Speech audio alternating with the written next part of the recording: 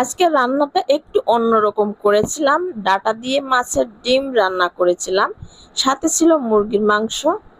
আজকে চোখের ডাক্তার দেখাতে যাব, তাই একটু তাড়াহুড়া করে রান্নাটা শেষ করে নিলাম। আসসালামু আলাইকুম। বাজার থেকে আপনাদের ভাইয়া অনেক রকমের বাজার নিয়ে আসছিল, আমি সেগুলো বের করে নিলাম। লেবু, বিভিন্ন ধরনের মশলা এবং কিছু বেগুন নিয়ে আসছিল, পেঁয়াজ, সাথে জিরাও নিয়ে আসছে। জিরা সবসময় একটু বেশি করেই আনা হয়, এবার অবশ্য একটু কম আনা হয়েছে, কারণ আমার জিরা ছাড়া একবারই চলে না, কারণ জিরা বেশি তরকারিতে খেতে পছন্দ করি।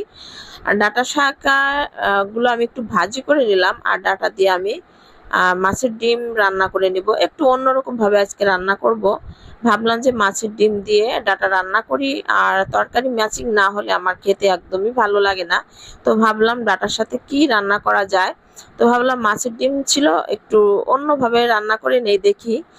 কখনো মাছের ডিম দিয়ে ডাটা এভাবে রান্না করিনি। তো রান্না করে দেখলাম আসলেই খেতে খুবই মজার হয়েছিল। মানে আমি ভাবতেই পারিনি যে এত মজার লাগবে। আর মাছের ডিম দিয়ে শুধু ভাজি না, যে কোনো ঝোল রান্না করলেও খেতে খুবই অসাধারণ হয়। আর এটা অবশ্য আমার ছেলে আলভি খাবে না, এর জন্য ওর আলাদা রান্না করা লাগলো। ওর জন্য মুরগি রান্না করেছিলাম। আর সব সময়ের জন্য মুরগি আর মাংস এবং আলু হলেই ওর খাওয়াটা খুব ভালোভাবে চলে যায়। আর সব ধরনের তরকারিও খেতেও চায় না, আর যে কোনো তরকারি পাশাপাশি ওর জন্য আলাদাই রান্না করে নিতে হয়। আজকে রান্নার ভিডিওটা একটু শর্টকাটে করে নিচ্ছি। সাথে আমি একটু কাঁকরোলও ভাজি করে নিলাম, কিছু কাঁকরোল ছিল, ভাবলাম ভাজি করে নিই।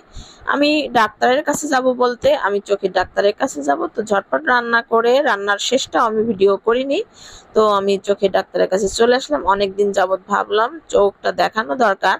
চোখের ডাক্তার আগেও দেখিয়েছি, চশমাও ইউজ করি। তো ভাবলাম যে আবার চশমাটা চেঞ্জ করতে হবে, অনেক দিন হয়ে গেছে।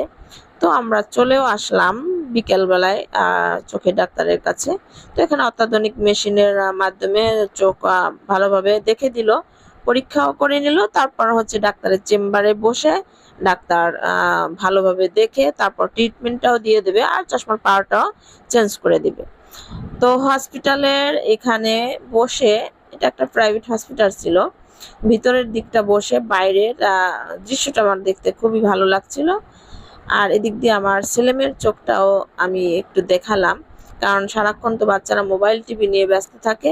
তো চোখে কোনো সমস্যা আছে কিনা। তো ডাক্তার বলল যে একটানা বেশিক্ষণ টিভি প্লাস মোবাইলটা দেখা যাবে না, এতে চোখে একটু সমস্যা হতে পারে। তো প্রাথমিক অবস্থায় বাচ্চাদের কোনো ট্রিটমেন্ট দেয়নি, বলতে কি চোখের কিছু দুজনের দুইটা ড্রপ দিয়েছে আপাততর জন্য আর কি। তো আমি ডাক্তার দেখানো শেষ করে চশমাও আমি সিলেক্ট করে দিয়ে আসলাম।